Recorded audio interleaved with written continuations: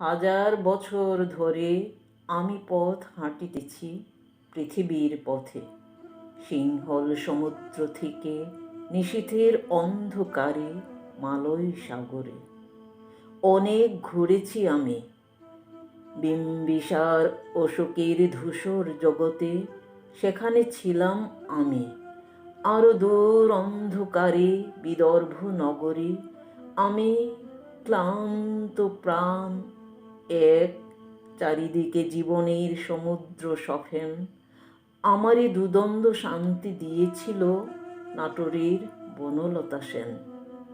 চুল তার কবেকার অন্ধকার বিদিশার নিশা, মুখ তার শ্রাবস্তির কারুকার্য।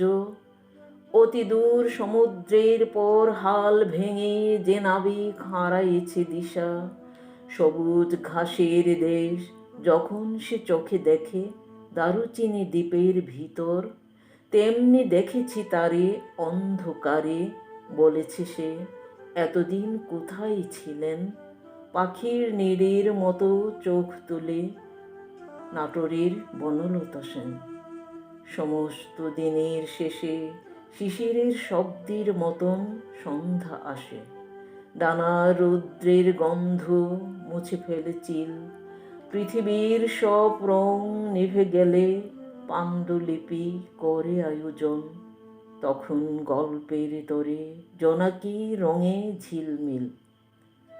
সব পাখি ঘরে আসে, সব নদী ফুরায় এ জীবনের সব লেনদেন।